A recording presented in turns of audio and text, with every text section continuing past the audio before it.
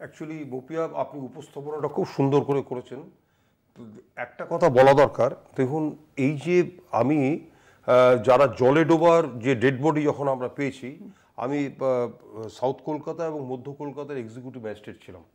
তো জলে ডোবা ডেড বডির অনেক পোস্টমর্টেম আমাকে করতে হয়েছে, কারণ professor of forensic and state মেডিসিনের সাথে ওখানে একজন এক্সিকিউটিভ ম্যাজিস্ট্রেটকে থাকতে হয়। এই যে ডেড বডি যেখানে পাওয়া গেল, সেখান থেকে যখন ব্রড ডেড করা হলো, তাকে সাথে সাথে পোস্টমর্টমের জন্য পাঠানো হয়েছে, তার পোস্টমর্টম করাও হয়েছে। একটা কথা হচ্ছে যে টাইম অফ ডেথ, অর্থাৎ কখন সে মারা গেল, সেটা কিন্তু পোস্টমর্টম রিপোর্টের মধ্যে ক্লিন পাওয়া যাবে।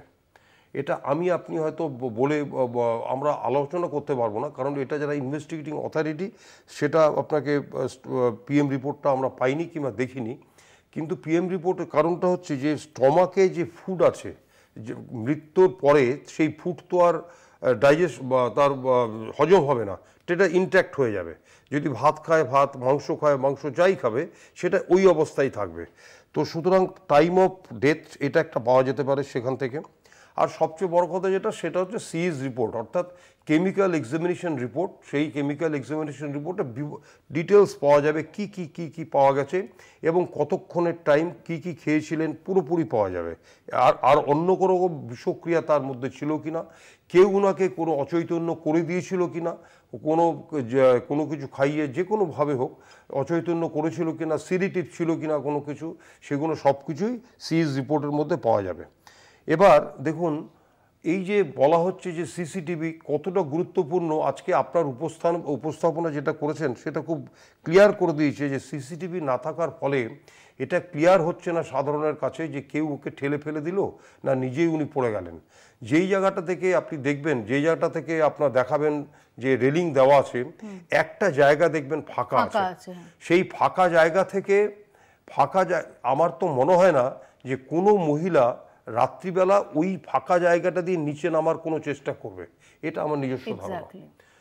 কোনো মহিলা মানে যারা যাদবপুর ইউনিভার্সিটিতে পড়াশোনা করছেন, মোটামুটি শিক্ষিত, ভালো সোনার টুকরো, এবং সত্যজিৎ আমি এখানে একটু মেনশন করব, সাধারণভাবে ডেফিনেটলি এটা একদম হচ্ছে একটা সাধারণ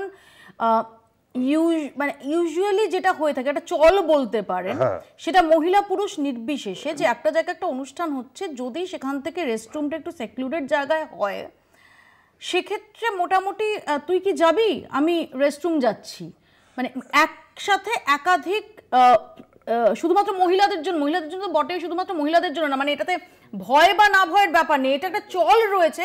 আমরা যারা দেখি বন্ধু যে সাধারণভাবে কিন্তু একাধিক বন্ধু একসঙ্গে যায়, আমি ভুল করলে সেটা রেকটিফাই করি। এটাই যেটা বলছিলাম যে দেখুন, কোনো সন্ধ্যার পরে কিংবা বিকেলে আপনি দেখবেন কোনো কমন রুম থেকে যখন কোনো মেয়ে তার রেস্টরুমে যাচ্ছে, তখন কিন্তু বলে চল চল চল আমিও যাচ্ছি, না দরকার হলেও সে চলে যায়। এখানে সে কেউ গেছিল কিনা, এটা হচ্ছে সেকেন্ড এই পয়েন্টগুলো কভার আছে। এই যে জায়গাটা আছে, খুব ইম্পর্টেন্ট পয়েন্ট ওটা।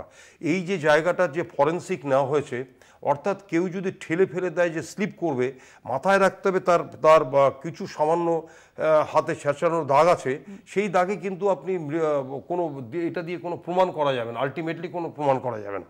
কিন্তু যেটা আরেকটা ব্যাপার হচ্ছে যে এই যে